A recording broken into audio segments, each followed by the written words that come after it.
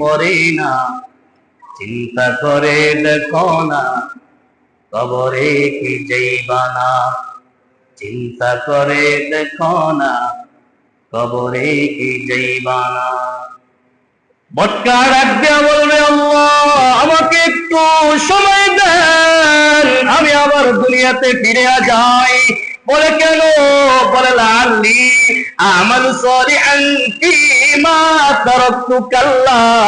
আল্লাহ আমাকে যদি আবার দুনিয়াতে ফিরাইয়া দাও, পূর্বে আমি আমল করতে পারি না, তোমার দাসত্ব গোলামি করতে পারি না, মানুষের সাথে খারাপ ব্যবহার করেছি, আল্লাহ আবার আমার ফিরাইয়া দাও, আমি ভালোভাবে তোমার দাসত্ব আর গোলামি করে আসবো।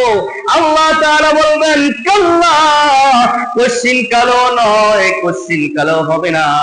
তোমার এই কথা তো মাত্র এই মুখেই থেকে যাবে, তোমার কথা কখনো গ্রহণযোগ্য করা হবে না। রাসূল সাল্লাল্লাহু আলাইহি ওয়াসাল্লাম হাদিস, তিনি বলেন, বৎকারে যখন মৃত্যু হবে, মৃত্যু যখন আজরাইল সামনে চলে আসবে, বৎকার দেখা তার কম্পন সৃষ্টি হয়ে যাবে। আজরাইল একা আসবে না, একটা দল ফেরেশতা নিয়ে আসবে। কিছু ফেরেশতার হাতে সালার শট থাকবে, সালা ছিলেন তো, সালার শট থাকবে গন্ধযুক্ত। বলে আজরাইল আইসা তার জানটাকে এমন ভাবে কবজ করবে,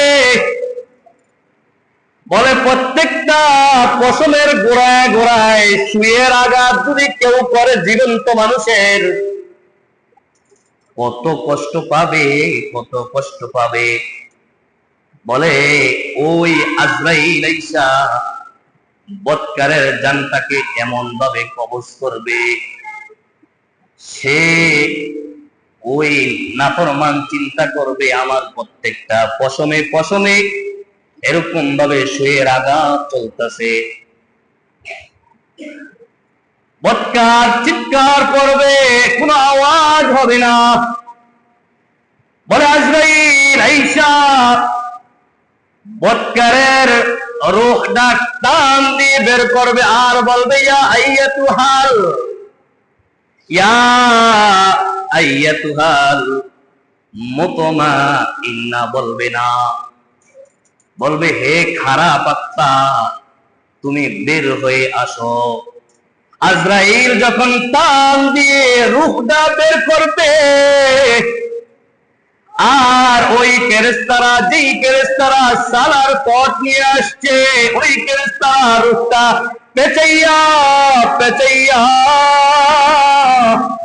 যখন উপরের দিকে উঠবে, ফেরেশতারা ওই রূহের গন্ধে টিকতে পারবে না।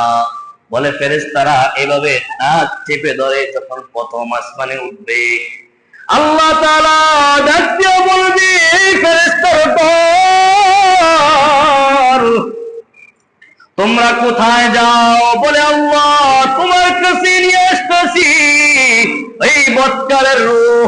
আল্লাহ ডাক দিয়া বলবে, না না, তার রূহ আমার নিকট আনিও না, সিজ্জিন নামক জাহান্নামে তার রূহটা পালাইয়া দাও, তার নামটা লিখিয়া যাও।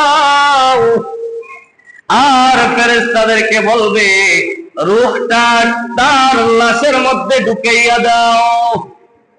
যখন লাশের মধ্যে ঢুকাইয়া দিবে, তখন দুইজন ফেরেশতা আসবে, মুনকার নাকির। ওই বৎকার দেখবে ফেরেশতার চুল পায়ের নিচে পড়বে, মাথা থেকে পা, আর ফেরেশতার চোখ দিয়া আগুন বের হচ্ছে। এই দেখে নাফরমান পাগল হয়ে যাবে, চিৎকার আর চিৎকার। মানুষ এবং জিন ছাড়া ওই জাহান্নামীর ওই পাপিষ্ঠ আওয়াজ, কান্নার আওয়াজ সবাই শুনতে পাবে, শুধু জিন এবং মানুষ শুনতে পাবে না। বলে ওই ফেরেশতা ঈসা ডাক দিয়া বলবে, তোমার রব কে? তোমার ধর্ম কি? মুহাম্মদ সাল্লাল্লাহু আলাইহি ওয়াসাল্লামকে দেখাইয়া বলবে, এই লোককে বলিয়া দাও। ওই পাপিষ্ঠ বলবে, লা লা আদরি, আমি জানি না, আমি জানি না, আমি জানি না। ওই ফেরেশতা তার বিছানা বিছাইয়া দিবে, নিচে আগুনের বিছানা বিছাইয়া দিবে, গায়ে জাহান্নামের আগুনের পোশাক পরাইয়া দিবে। ওই জাহান্নামী ছটফট করতে থাকবে, ছটফট করতে থাকবে। জাহান্নামের দরজা খুলিয়া দিবে, জাহান্নাম থেকে জাহান্নামের আগুনের ভাব তার গায়ে পড়তে থাকবে। আর একটা সাপ নিযুক্ত করে দিবে, ওই সাপের চোখ দিয়ে আগুন বের হয়। তার আঙ্গুলের মাথা তামা দিয়ে বেষ্টন করা। বলে আঙ্গুলের নখ এত বড়, এত বড়। বলে একজন মানুষ একদিন দৌড়াইলে যত দূর যায় ওই সাপের নখ এত বড় হবে। সাপ দংশন করতে থাকবে। এরপরে দেখবে একজন ফেরেশতা দাঁড়িয়ে আছে বড় হাতুড়ি নিয়ে, চোখ নাই, কান নাই। বলে কেন চোখ নাই? বলে যখন প্রহার করবে, যখন ওই বান্দা কান্না করবে, মায়া লাগতে পারে, এই জন্য আল্লাহ তাআলা চোখ বন্ধ করে দিবে, কান বন্ধ করবে। এই জন্য চিৎকার করলে যদি মায়া হয়, এই জন্য কানের শ্রবণ শক্তিও বন্ধ করে দিবে। ওই অন্ধ ফেরেশতাটা জাহান্নামী লোকটাকে বাইরাইতে থাকবে, বাইরাইতে থাকবে, কোনো আওয়াজ হবে না। এই জন্য দোস্ত আল্লাহ তাআলা বলেন, লাআল্লি আমালু সালিহান ফীমা তারাকতু কাল্লা ইন্নাহা কালিমাতুন হুয়া কাইলুহা ওয়া মিন ওয়ারাইহিম বারযাকুন ইলা ইয়াউমি ইউবাসুন। বলে কিয়ামতের আগ পর্যন্ত কবরে থাকবে, যে জান্নাতি হবে তার কবরটা জান্নাতের বাগান হয়ে যাবে, যে জাহান্নামী হবে তার জন্য কবরটা জাহান্নামের টুকরা হয়ে যাবে।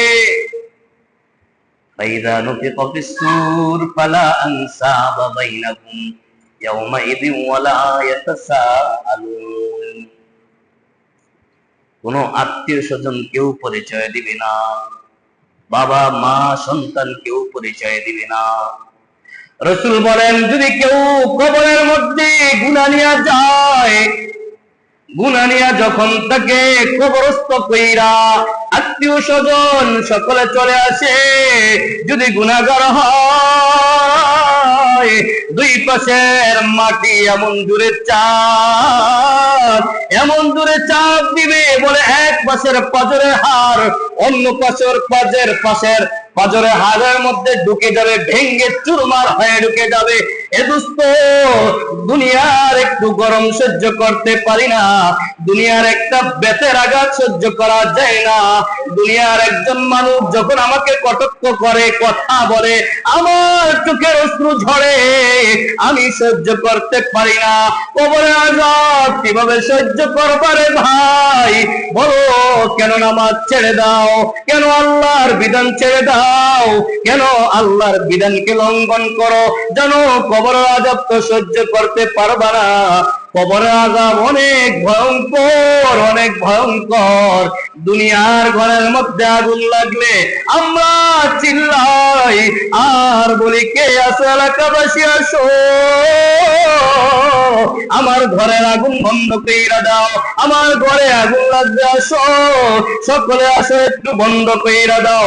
আল্লাহ না করো, আল্লাহ না করো, যদি গুনার কারণে কবরের মধ্যে, আমার কবরের মধ্যে যদি আগুন লাগিয়া যায়, ওই জায়গায় চিল্লাবো, চিল্লাবো, এদিক হইতে পারবো না, ওদিকে যাইতে পারবো না। বলো, কে ওই জায়গা আগুন বন্ধ কইরা দিবে? কেউ তো আগুন বন্ধ করার নাই, কেউ আগুন বন্ধ করার মতন ক্ষমতা নাই, শুধুমাত্র একমাত্র আল্লাহ ব্যতীত। দুনিয়ার মধ্যে যদি সাপ দেখি, সাপ কামড় দিতে আসলে ডাক দিয়া বলি, কে আছো? সাপটা মেরে দাও। সাপ আমাকে কামড় দেওয়ার জন্য আসে। দুনিয়ার মানুষ দৌড়াইয়া আসে, লাঠি নিয়ে আসে সাপকে মারার জন্য। এ দুস্থ, বলো যদি আমার কবরে, আপনার কবরে আল্লাহ তাআলা সাপ নিয়োগ করিয়া দেয়, ওই সাপের কামড় আর কামড় সহ্য করা যাবে না। বলো ওই জায়গায় সাপকে মারতে আসবে, সাপকে কে তাড়াইতে আসবে? কেউ আসবে না, কেউ আসবে না। এই জন্য ভাই আল্লাহ তাআলা বলেন, ফাইদা নুফিখা ফিস-সূর ফালা আনসাবা বাইনাহুম ইয়াওমাইযিন ওয়ালা ইয়াতাসালুন ফামান সাকুলাত মাওয়াজিনু ফাউলাইকা হুমুল মুফলিহুন। ওই কবরের পরে যখন হাসরের মাঠ হবে, ওই হাসরের মাঠে যখন আল্লাহ তাআলা আমলনামা মাপ দিবে, ওই জায়গায় যদি আমলনামা ভালো হয়, ভারী হয়ে যায় সফল কাম, আর যদি আমলনামা যদি পাতলা হয়, উপায় থাকবে না, উপায় থাকবে না। এই জন্য ভাই দুস্থ বুজুর্গ, দুনিয়ার জীবনটা কয়েকদিন, দুনিয়াতে সবাই চলে যাইতে হবে। আমার বাবা ছিল, আমার দাদা ছিল, দাদি ছিল, সব লোকেরা ছিল। এক সময় তাদের অনেক শক্তি ছিল, অনেক বাহাদুরি ছিল, অনেক ক্ষমতা ছিল, কিন্তু আজ কেউ নাই। একদিন আমিও থাকবো না, আমার সন্তান থাকবে। এই জন্য ভাই দুনিয়ায় থাকার জায়গা না, দুনিয়া কেউ থাকতে পারে না, কোটিপতিও থাকতে পারবে না। ফেরাউন অনেক ধন সম্পদের মালিক ছিল, অনেক ক্ষমতার মালিক ছিল, কিন্তু ফেরাউন থাকতে পারে না, হামান থাকতে পারে না। এই জন্য ভাই পায়ে ধরে ধরে বলবো, দুনিয়ার পিছনে পইরা আল্লাহকে ভুলিয়া যায় না রে ভাই। আল্লাহকে ভুলিয়া যাইলে দুনিয়াও ধ্বংস হয়ে যাবে, আখিরাতও ধ্বংস হয়ে যাবে। এই জন্য ইহুদি খ্রিস্টানের কৃষ্টি কালচার নিজের মধ্যে ধারণ কইরা আল্লাহকে ভুলিস না রে ভাই। এ যুবক পায়ে ধরে ধরে ধরে বলবো, ইহুদি খ্রিস্টানের খেলায় এত আনন্দ একটু যদি ওই রাত্রে উঠা আল্লাহর দরবারে সেজদা দিয়া কান্তি, চোখে অশ্রু ঝরাইতি, আর আল্লাহর কাছে বলতি, রে মালিক গুনাহ করে ফেলেছি রে মালিক, কবরের আযাব সহ্য করতে পারবো না, জাহান্নামের আযাব সহ্য করা সম্ভব না, কবরের আযাব সহ্য করা সম্ভব না। কিয়ামতের দিন কি অবস্থা হবে? বলে মা চিনবে না সন্তানকে, সন্তান চিনবে না মাকে, বাবা চিনবে না সন্তানকে, স্ত্রী চিনবে না স্বামীকে। এ দুস্থ, কার জন্য এত লাফাও, কার জন্য এত আনন্দ দাও? ওই রাত্রে যদি সেই দায় পইরা মালিককে বলতে, রে মালিক গুনাহ করে ফেলেছি, শয়তানের ধোঁকায় পড়ে, নফসে আম্মারার ধোঁকায় পড়ে গুনাহ করে ফেলেছি। ও আল্লাহ, শয়তানের ধোঁকায় পড়ে দাড়িটি কেটে ফেলেছি রে মালিক, শয়তানের ধোঁকায় পড়ে আল্লাহ নামাজ ছেড়ে দিয়েছি। ওরে মালিক, শয়তানের ধোঁকায় পড়ে নাফরমানি করেছি রে আল্লাহ, মাফ করিয়া দাও।